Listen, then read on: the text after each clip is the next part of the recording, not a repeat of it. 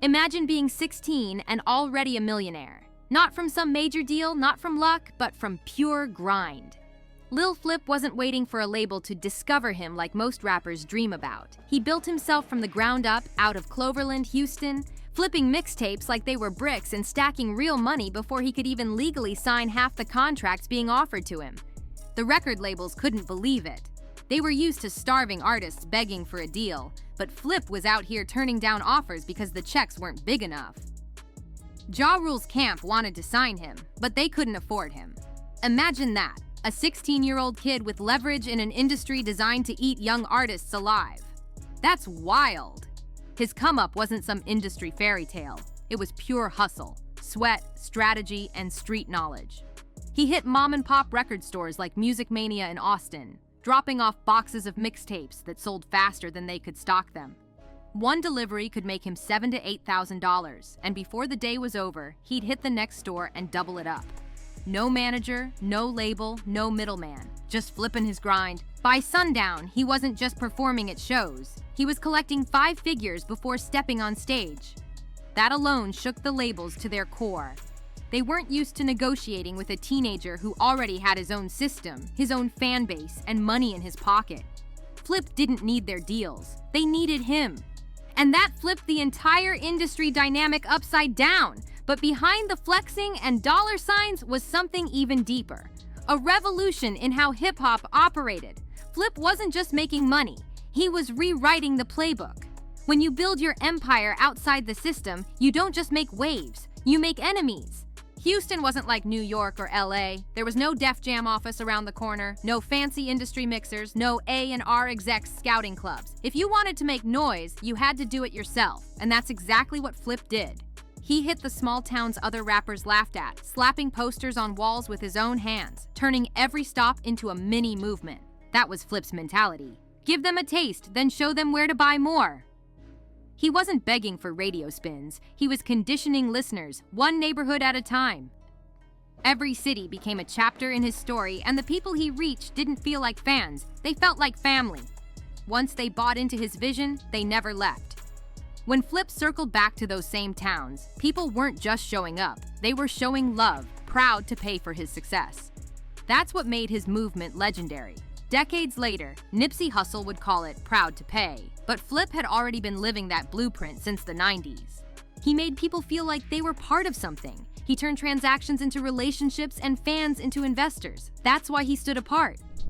While other rappers were chasing New York radio spots or Los Angeles cosigns, Flip was building an underground empire in overlooked cities, places that didn't even have BDS tracking but still knew every lyric to his songs. When he dropped something new, Where'd that come about? Well, I sold a lot of mixtapes. I also was in the streets before that, you know what I mean? So passing out my own CDs and flyers, putting my own posters up, hitting them different towns, man. I pride myself on going to the towns that everybody else skipped. Man, I'm going to big towns, small towns, and they appreciate you more, they appreciate the music more, and they'll be like, man, what you doing out here? Nobody ever come out here. That's why I'm here, because nobody else come here, and I ain't trying to do what nobody else did. lines wrapped around the block. His fans didn't need ads or radio. They spread the word themselves because they were part of his come-up. But here's where it really gets crazy. That loyalty turned into numbers, and those numbers spoke loud. By 17, Lil Flip wasn't some kid pushing CDs out of his trunk. He was a full-blown businessman with serious money. Word spread fast. A teenager in Texas was raking in more cash from mixtapes than some artists made with full label backing. And when that reached industry ears, everything changed. Suddenly, major labels, rival rappers, and even local promoters wanted a piece of his pie. But Flip wasn't folding. He'd already tasted independence, and that freedom was priceless. Every box he dropped off at Music Mania in Austin was like a shipment. The stores trusted him because his name guaranteed sales. The man was running his own distribution network before streaming was even a thing. He wasn't just selling tapes, he was building a legacy. His line, "The Way We Ball," wasn't just a catchy bar. It was reality. The hustle was real, the money was real, and the respect was earned, not given. By the time labels came knocking again, it wasn't about getting signed. It was about whether Flip even wanted to share his throne. Because in a world where everyone wanted a deal, Lil Flip had already proved something bigger. He didn't need permission to win. That right there was the difference.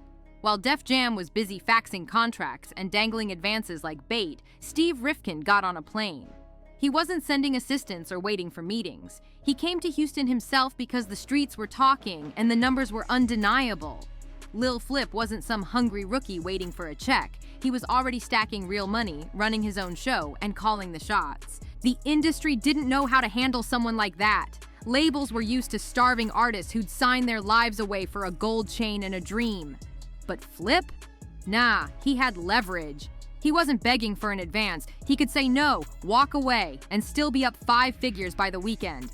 That kind of independence terrified the majors because it flipped the whole power dynamic. For once, the artist had the upper hand. But independence came with danger, too.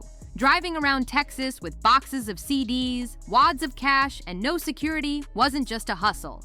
It was a high-stakes mission. Every trip was a risk. Every sale was a move. And while the suits at the labels tried to figure out how to sign him, the streets already knew his worth. Word spread fast. This kid was making real money, and that kind of talk could make you a target in the wrong circles. Then came a turning point. The night DJ Screw counted out $200,000 from tape sales right in front of Flip's eyes. That moment was life-changing. It wasn't theory anymore. It was proof that the independent hustle could make you rich. Screw showed the blueprint. 6 figures from your living room. No label, no A&R, no corporate control. Those lines outside Screw's house weren't just fans waiting for music. They were disciples of the movement. People stood for hours in that scorching Houston heat just to get a copy of a homemade tape.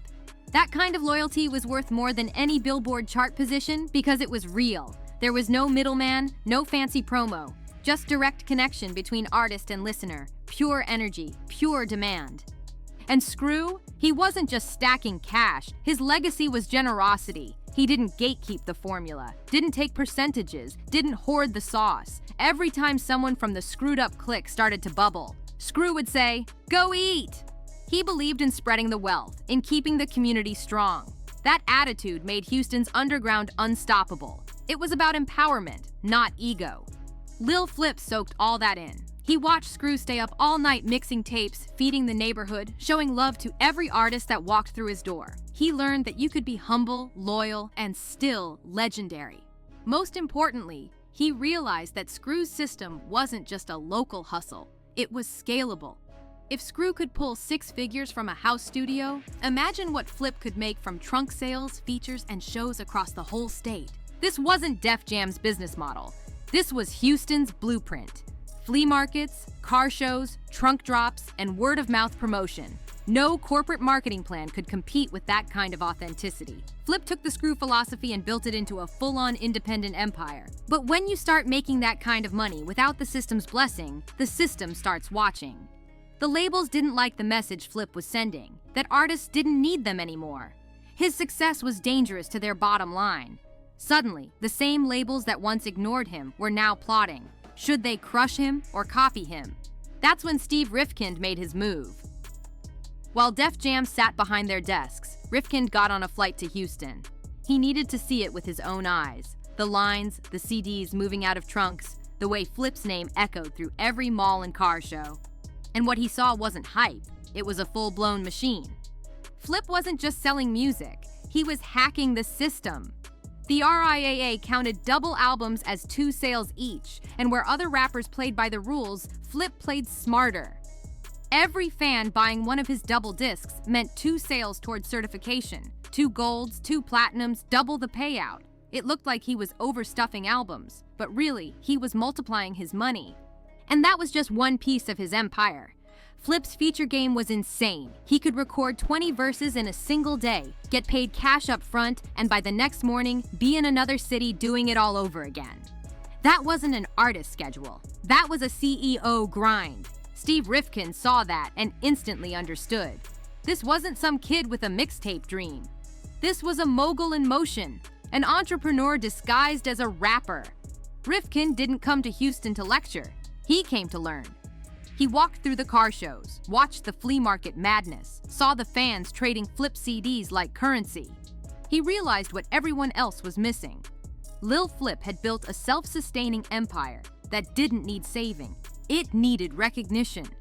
What Def Jam and the majors couldn't buy, Flip built himself: respect, loyalty, and full ownership. And in a game where most artists were begging for deals, Lil Flip had the one thing money couldn't fake: control. And through it all, Flip never switched up. When the big deal finally landed, most artists would have slowed down, let the label take control, and start playing by industry rules. But not Flip. He didn't fold. He doubled down. He treated the label like just another business partner, not a boss. While most artists handed over their careers, Flip kept his independent operation running full speed, refusing to let the machine dictate his every move. That was unheard of. Labels wanted dependency. Artists who needed their money, their marketing, their connections. But Flip didn't need any of that. He was already cashing out before the label even came into the picture. He had his own stores, his own roots, his own loyal fan base. Everything a major was supposed to provide, he already built himself. He flipped the entire system upside down. Instead of the artist relying on the label was now relying on the artist. That level of independence caused tension behind closed doors. For every Steve Rifkind who respected the grind, there were culture vultures circling, trying to take a bite out of the empire Flip had built. He saw it firsthand: the executives who didn't care about the music, the fans, or the message. They only cared about the margins. These were the same people who'd sign an artist, drain their catalog, and drop them when the money slowed up. But Flip came from a different world, a world built on ownership, unity, and self-respect. The Screwhouse, King's Flea Market, the mom and pop shops, they weren't just places of business, they were proof. Proof that an artist could win without selling their soul or begging for approval. Flip lived by that code. He wasn't about to hand over his crown to people who didn't even understand what made Houston's movement special. He saw too many artists get chewed up and tossed out by an industry that pretended to care. So he protected his legacy like a soldier guarding his post. By the late 90s, the majors had a real problem. They couldn't outwork Flip, and they couldn't outspend him. He had the streets, the fans, and the money, all without their help. Their only option? Try to buy in. But even then, Flip made sure every deal stayed in his favor. He wasn't signing away control, he was licensing it on his terms. But while the labels were learning to respect his independence, there was another group watching: the streets. And not everyone watching wanted to see him win. When you're a teenager rolling around with 5 figures in cash, not every eye on you is friendly. Some saw opportunity, others saw a target. Flip had to move smart, protect his money, and remember every lesson DJ Screw had ever taught him. Ownership, generosity, independence. Those weren't just lessons, they were survival codes. Flip carried that into his career, running his label like a boss and keeping full control of his masters and money. Every move he made screamed one message loud and clear. Houston's artists weren't just rappers, they were CEOs. That mindset of everybody eats turned into a culture, one that changed Southern hip-hop forever. Flip wasn't just dropping hits, he was building a foundation that showed independence could be both profitable and ethical. He helped shape a movement where artists supported each other instead of competing for crumbs. And guess what? The majors couldn't ignore it anymore. When they saw artists thriving without their help, they had to adapt or fade. By the early 2000s, Flip's blueprint was being copied everywhere, even if people didn't realize where it came from. Years later, Nipsey Hussle would perfect the proud to pay model, and Chance the Rapper would prove you could win Grammys without ever signing a label deal. But long before streaming and viral marketing, Lil Flip was already teaching fans to buy direct, to stay loyal, and to treat music like a partnership, not a product. Those numbers didn't just look good. Everybody was telling me I was dumb. Man, you giving away all your mixtapes and you doing double albums, that's too many songs. It worked for me. It's like being in a mall. You walking in the mall and somebody come up to you with the sample, like, hey, would you like to try this? And then you tried it. And you like it? Oh yeah, I like it. Well, if you want more, we're right here at this building. They shook the industry. Labels had to rethink contracts because if a 17-year-old from Cloverland could outsell their signed acts and run circles around their marketing teams, then their so-called leverage didn't mean a thing. Flip didn't just get rich, he shifted the power. He made it clear that independence wasn't a disadvantage, it was a weapon. The image of those endless lines wrapping around DJ Screw's house became more than a Houston story. It became a symbol. It proved fans didn't need industry polish to believe in something real. They wanted authenticity. And Flip carried that same raw, unfiltered energy across the entire South, turning overlooked towns into strongholds and small stages into empires. He didn't just change the game, he redefined it. He proved that the so-called forgotten markets weren't small, they were sleeping giants. Flip showed that if you treated people with respect and gave them real value, those overlooked cities could turn into empires. That's the real legacy. Independence was never a weakness, it was a weapon. By the time the major labels finally caught on, Flip had already changed the game. He wasn't just another rapper trying to make it, he was living proof that you could make it without them. No big cosigns, no radio politics, no fancy machine behind him. Just raw grind, strategy, and self-belief. Here's the wild part. Flip's hustle didn't just inspire fans and local artists, it forced the entire industry to change. The same labels that once mocked the independent hustle were now scrambling to copy his formula. Steve Rifkin's Loud Records Atlantic, even Def Jam started cherry-picking from Flip's playbook. Suddenly, independent wasn't a dirty word anymore. It was the future. They started rolling out artist-friendly contracts, building regional scouting teams, and investing in direct-to-fan marketing, all moves that Flip had already mastered from his trunk. His legacy went way beyond personal success. It became a blueprint for an entire generation of self-made artists. But the moment that truly changed everything came one night in Houston, standing right next to DJ Screw, watching him count out $200,000 in cash. That night wasn't just a flex, it was a revelation. Flip saw the truth with his own eyes. You didn't need to play by the industry's rules when you could make your own. That was the spark, the turning point, the night Lil Flip realized the system wasn't built for him to win, but he didn't need it anyway. Watching Screw stack that kind of money in one night proved that independence wasn't a gamble. It was a guarantee as long as you had the grind to back it up. Flip didn't need Def Jam. He didn't need Jive. He didn't need radio spins, magazine covers, or industry gatekeepers telling him he was ready. He had already built something money couldn't buy: loyalty. From trunk sales to tape shops, from small-town parking lots to packed-out shows, Flip created a movement that couldn't be replicated by marketing budgets or industry gimmicks.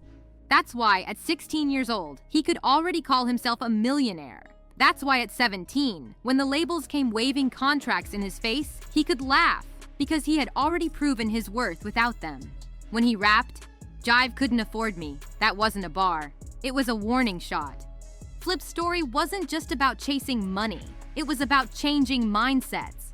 He showed that hustle, independence, and community weren't side routes. They were the main road to success. He didn't just rewrite the rules, he ignored them completely. And in doing so, he forced the same industry that once rejected him to rewrite itself. You can still see the fingerprints of that grind everywhere today. Every independent artist with a loyal fan base who sells direct, every rapper who skips the label middleman, every executive who finally understands that loyalty can't be bought with an advance. It has to be earned, hand to hand. Lil Flip didn't just win for himself, he won for the culture. For every kid out there hustling their music out of a backpack, for every artist who ever believed they could make it their own way, Flip became living proof that power doesn't come from permission, it comes from persistence. From the streets of Cloverland to stages across the nation, he showed the world that independence isn't weakness, it's power.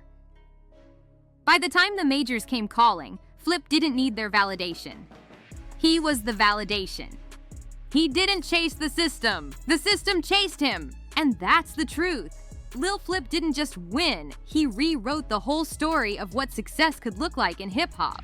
If you respect that kind of real hustle, make sure to subscribe, drop a like, and keep watching.